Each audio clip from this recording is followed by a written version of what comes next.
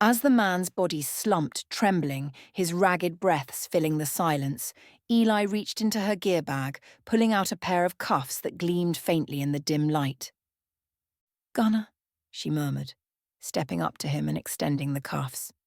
"These should neutralize what's left of the drug's hold. They'll suppress any residual aura activity, at least until we can get him somewhere secure." Gunner took the handcuffs, his cybernetic fingers curling around them as he gave her a short nod. "Let's hope this holds him." Moving forward cautiously, Gunner approached the man whose head lolled weakly to the side, eyes glassy. With practiced care, he slipped the cuffs onto the man's wrists, murmuring quietly, "It's over. You're safe now." The magical nullifiers activated with a soft hum, and the dark aura around the man flickered, then vanished. His body seemed to relax and his breathing steadied, though his expression remained haunted, as though he was still caught in a nightmare he couldn't escape. Darren adjusted Thunderstrike across his shoulder, turning toward the police officers watching from outside the building. He exhaled, then squared his shoulders, heading out to deal with the local law. The grizzled sergeant from earlier was waiting just outside, his arms crossed, his eyes narrowing as Darren approached. "What's the situation?" the sergeant demanded, trying to peer past Darren toward the warehouse interior. Darren gave him a tight-lipped smile. "We're taking him into custody," he said smoothly, a practiced ease in his tone. "Looks like he's part of an ongoing case we're investigating." The sergeant scowled, clearly displeased. "So you're just taking him? What about our report? My guys risked their necks in there." Darren held up a hand, his grin never faltering. "Homeland appreciates your help. You've kept the public safe tonight, and that's all that matters. We'll handle the rest." He gave a quick, almost dismissive nod, cutting off further argument before the sergeant could protest. The sergeant hesitated, then finally let out a frustrated sigh, motioning to his men to stand down. Darren rejoined the team who had already started moving the man out the back door of the warehouse, avoiding further scrutiny from the police. Shade emerged from the shadows as they exited, his expression calm, but a hint of approval in his eyes at the clean extraction. Back at the Echo Division workshop, the dim, neon-lit room was quiet as Gunner led the man to a chair in the center, his cuffed wrists resting in his lap.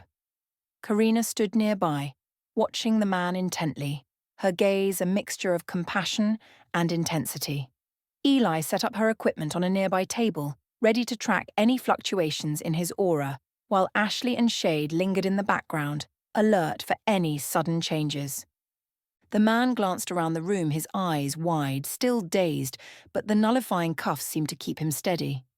He finally looked up at Gunner, his expression bleak. Where am I?" he muttered, his voice barely a whisper, tinged with fear and confusion.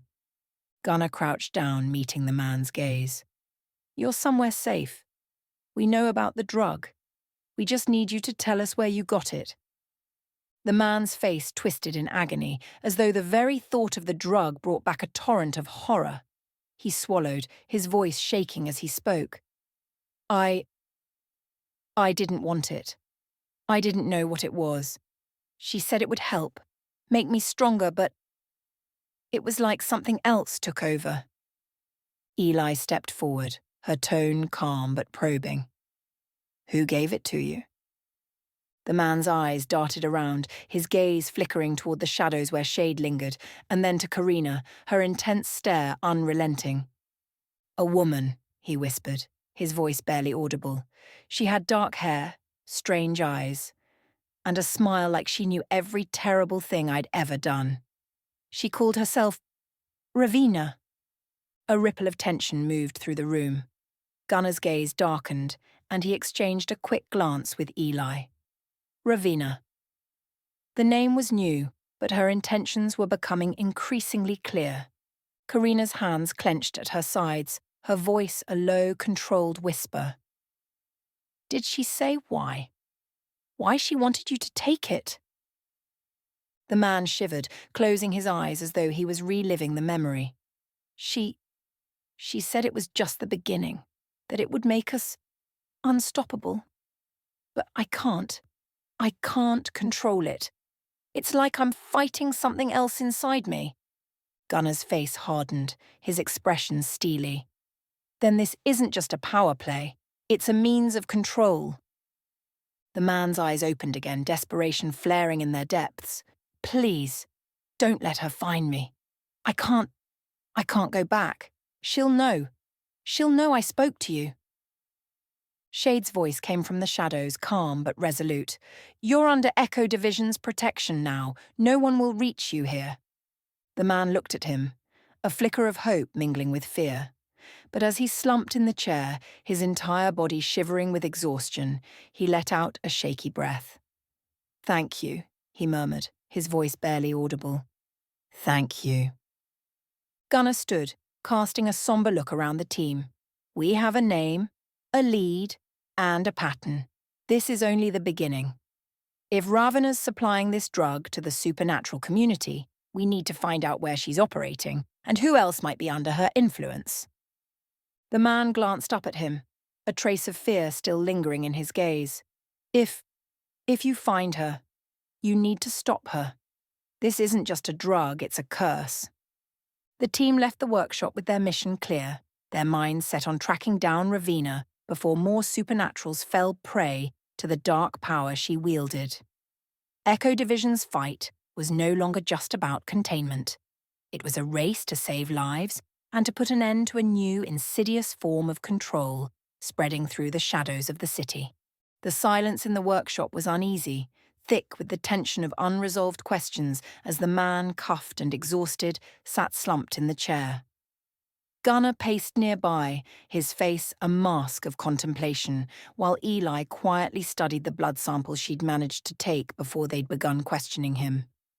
A sudden deafening roar shattered the silence, and everyone turned as the low hum of rotors grew louder, filling the room with vibrations.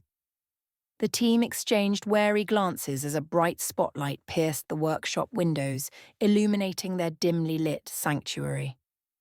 Darren cursed under his breath, tightening his grip on Thunderstrike. Did we call for air support?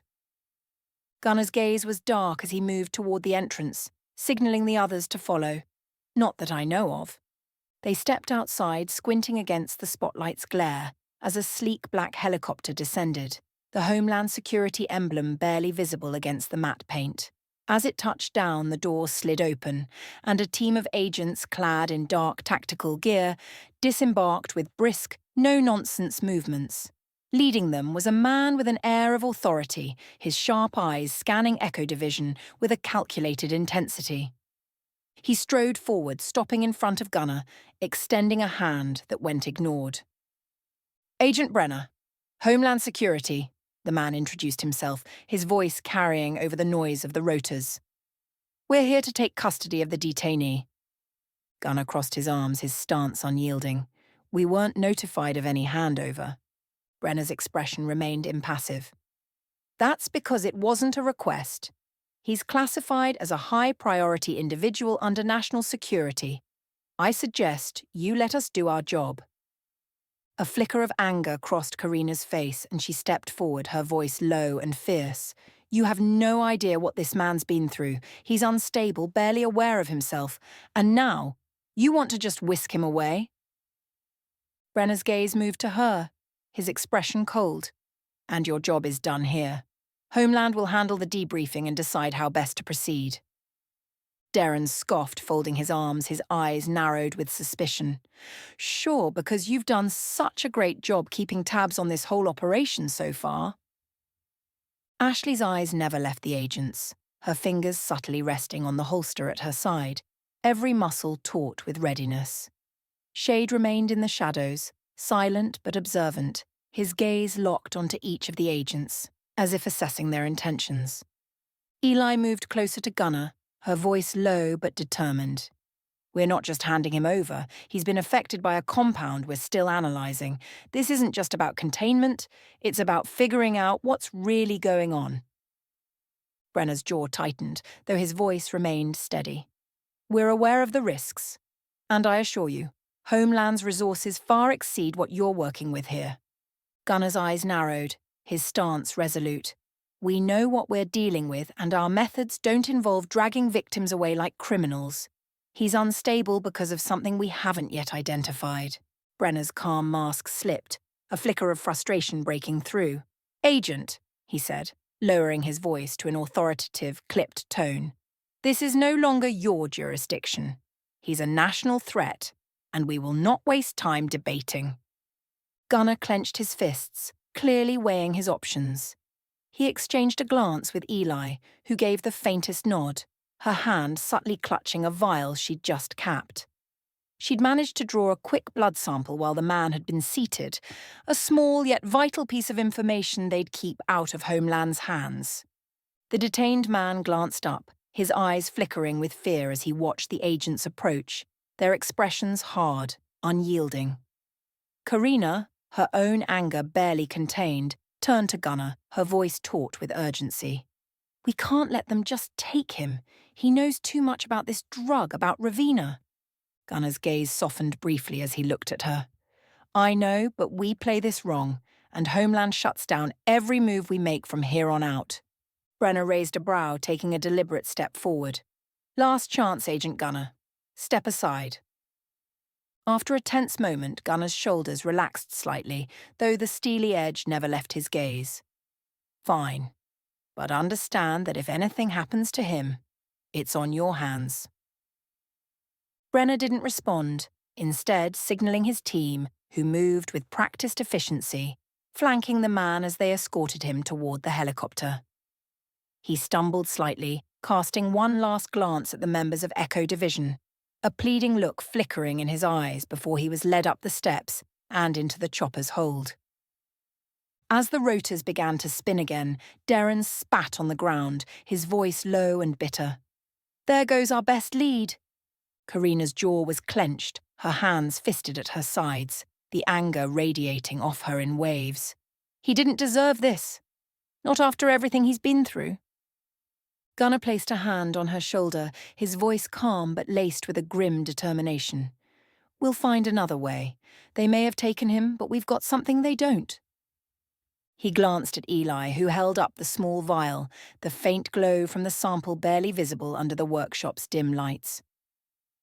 This blood sample, Eli murmured, might just be the key to understanding the drug's true nature, and maybe even tracking its source. The team watched as the helicopter lifted off, disappearing into the night, its red and blue lights fading into the distance. The hollow echo of its departure left a lingering silence, a stark reminder of their powerlessness. But in that silence, each member felt the unspoken resolve. Homeland had taken the detainee, but Echo Division still held a piece of the truth. The workshop was filled with a tense, simmering silence as the team gathered, the fallout from the Homeland extractions still raw. Gunner stood at the head of the table, his gaze steady but dark, shoulders squared as he delivered orders with a steely precision. Here's how we're handling this, he began, his voice calm yet unmistakably charged.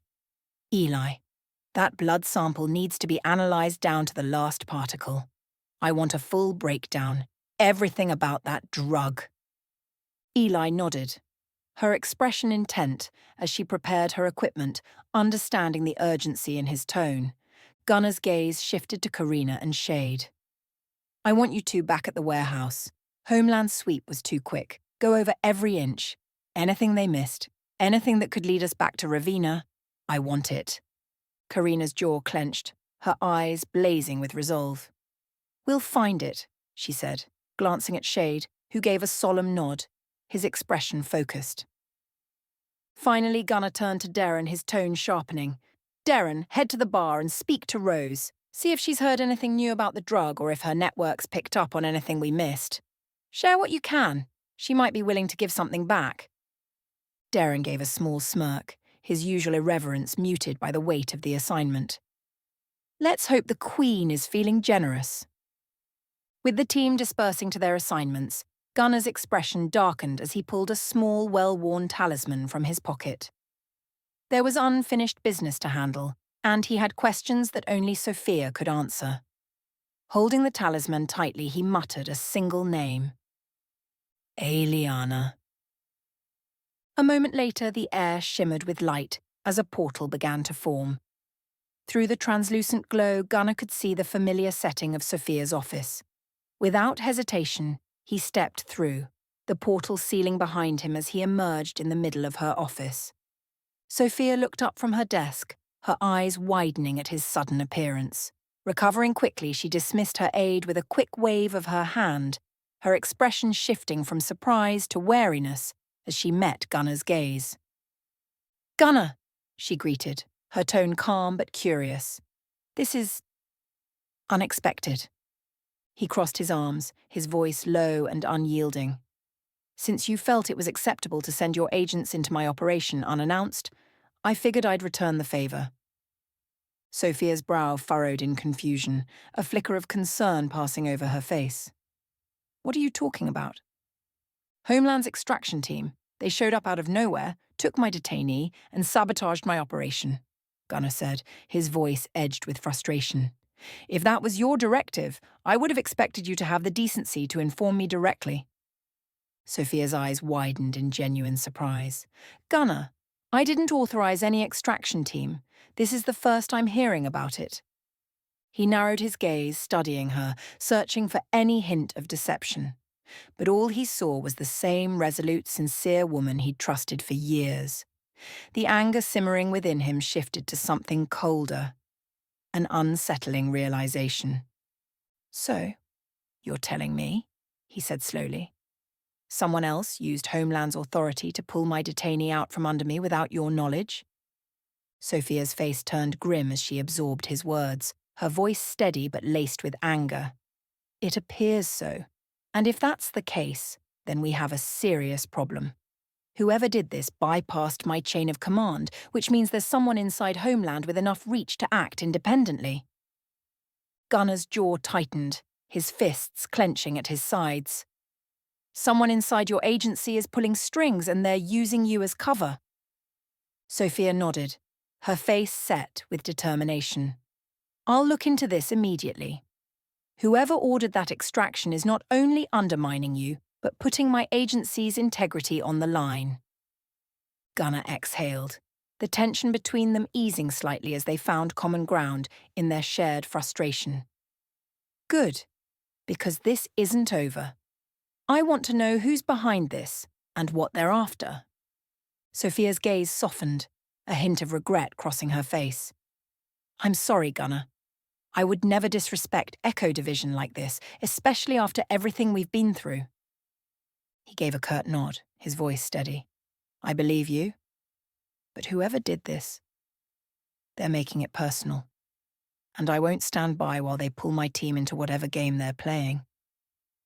She straightened, a determined fire in her eyes. "I'll keep you updated. And if I find out who's responsible, you'll be the first to know." Gunnar turned to leave, then paused, glancing back at her, his tone softening just slightly. "Thank you, Sofia. I'm trusting you to handle this." With a final nod, he reached for his talisman, activating the portal back to the workshop. The confrontation had left him with more questions than answers, but one thing was clear. Echo Division wasn't alone in this battle, and the true enemy was still lurking in the shadows, manipulating the pieces from afar. The atmosphere in the Shadow Realm bar was heavy with murmurs and flickering shadows, as patrons, humans and supernaturals alike, conversed in low tones, each conversation adding to the cacophony of secrets within the bar's walls. Darren pushed his way through the crowd, scanning for Rose's familiar figure. He found her tucked away in her usual corner, her eyes glinting with a knowing look as he approached. She watched him with a faint smirk, her fingers idly tracing the edge of her glass. "Well, well. Echo Division's errand boy back so soon. Could it be you've missed me, Darren?" He scoffed, easing into the seat across from her. "Miss you? More like I figured I'd come here before I could get roped into any more of Gunnar's post-mission fun." His voice dropped, his tone more serious. "But I am here for answers, Rose, and I'm guessing you might have some." Rose leaned back, her gaze sharpening. "If I knew what you were dealing with, Darren, maybe I'd have answers, but you're being cryptic as ever." She leaned in, her voice a low murmur. I know the drug's being pushed through my bar, and no, I'm not thrilled about it. It's disruptive, dangerous, and has Ravina's name all over it. But beyond that, your guess is as good as mine. Darren nodded, his expression thoughtful. So Ravina's using your bar as her new market, and you're just letting her? Her eyes narrowed, a flicker of anger flashing in her gaze. Letting her? Please, I'm simply gathering intel, letting her think she's got the upper hand. She tilted her head, studying him. Why so interested, Darren? This drug of hers must be quite the problem if it has you running to me. Darren's eyes held hers, and he decided to share a sliver of what they'd uncovered. Let's just say it's affecting supernaturals in ways that shouldn't be possible. It's not just making them stronger, it's taking them over, controlling them from the inside out. Rose's expression shifted, the teasing edge fading as a cold seriousness settled in. So, Ravina's not just selling a high, she's selling control. He nodded. Exactly.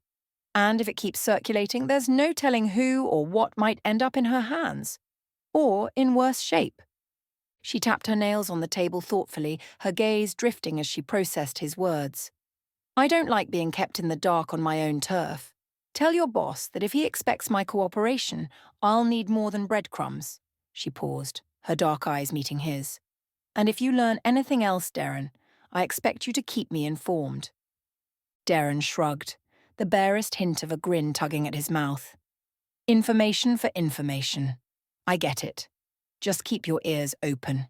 If you catch even a whisper, I want to know.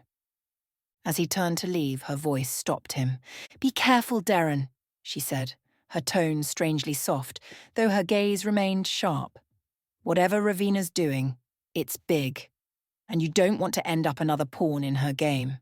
Darren nodded, the weight of her words settling over him as he made his way back out of the bar, his mind racing with the knowledge that, whatever this drug was, it had drawn dangerous people and dangerous secrets out of the shadows. Eli's findings. Eli spent hours in her lab, running tests on the blood sample. Her results confirmed that the drug contained a blend of both magical and chemical compounds, an unusual combination. The analysis showed that the drug seemed specifically designed to bind to supernatural auras, amplifying the user's strength and resilience, while simultaneously weakening their mental control, leaving them more susceptible to external influence. Eli also discovered traces of a rare enchanted substance called Voidstone in the sample, a mineral known to originate from Nythoria, the same closed realm where Karina's lineage lies. This mineral's properties suggest that whoever made the drug not only had access to rare realm-specific resources, but also advanced knowledge of supernatural biology. It's likely that Homeland's interest stemmed from the Voidstone's potential applications, not just its effect on supernaturals. Karina and Shade's findings at the warehouse. As Karina and Shade scoured the warehouse, they uncovered signs of hurried, incomplete searches, likely the remnants of Homeland's extraction team. In a corner of the room, hidden beneath loose debris, Karina noticed a crumpled paper with a faint, magical aura. Shade recognized the paper as a tracker charm, a subtle but powerful spell used to tag individuals or objects. The charm bore an unfamiliar crest, a twisted, dark insignia resembling a black sun, which Shade identified as a symbol of the Black Dawn, an underground organization rumored to experiment with forbidden magic and rumored ties to Ravina's operations. The presence of this charm indicated that the detainee had been marked, possibly as a test subject or even a recruit.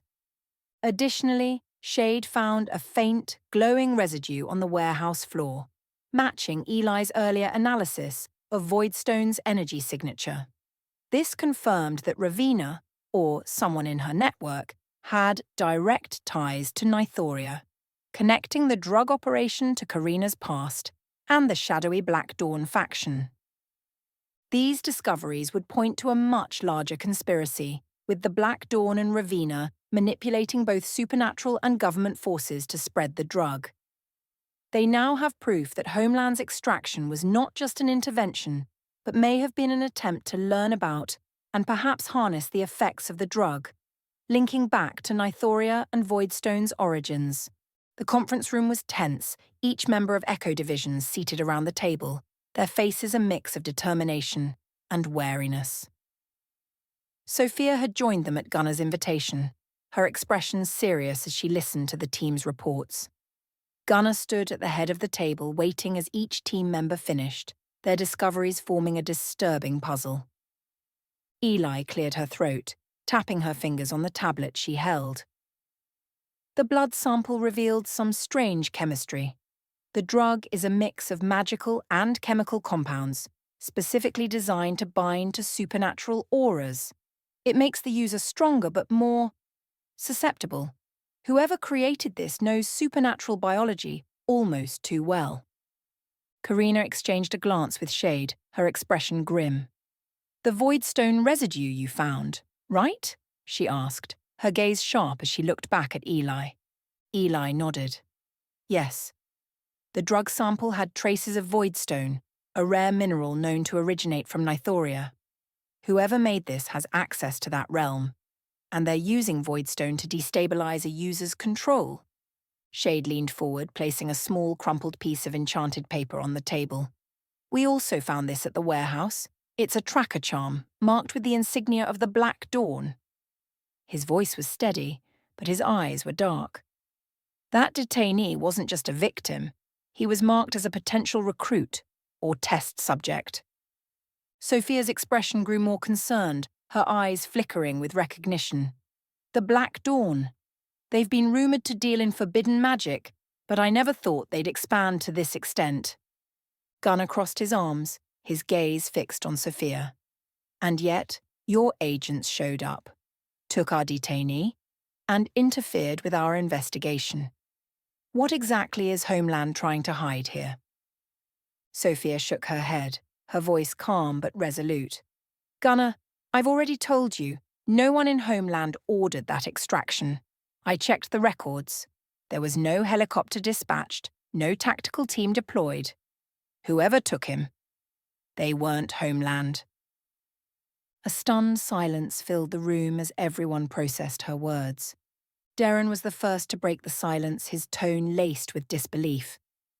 "So you're saying our detainee just vanished into thin air? Because someone used Homeland's name, gear, and access to snatch him out from under us?" Sofia nodded, her voice unwavering. "That's exactly what I'm saying. Whoever did this had the resources to bypass my authority and the means to make it look official. And if they have the Black Dawn's involvement..." She paused, her voice trailing off as the weight of her words settled over the team. Karina's fists clenched, her gaze intense. "So he's out there, and we have no idea who took him or why. If this was the Black Dawn, it's not just about the drug anymore, it's a power play." Eli's voice was quiet but firm. "We're dealing with something bigger than just the drug. It's Nythoria, Voidstone, and now Black Dawn's experiments. Homeland isn't just an outside player. It's being manipulated, maybe from the inside." Gunner's jaw tightened, the frustration visible in his stance. "Then we have no choice. We find out who's pulling the strings. If the Black Dawn is in league with someone high enough to impersonate Homeland, this goes deeper than a rogue faction." Sofia's expression grew resolute as she met Gunner's gaze. "I'll keep digging on my end. If there's a leak within Homeland, I'll find it. But be careful. Whoever this is, they're already a step ahead. And if the Black Dawn's involved, they won't stop until they have what they want." Gunner nodded, a new sense of urgency in his tone. "Then we stay vigilant. Echo Division's not waiting for answers to come to us. We hunt them down."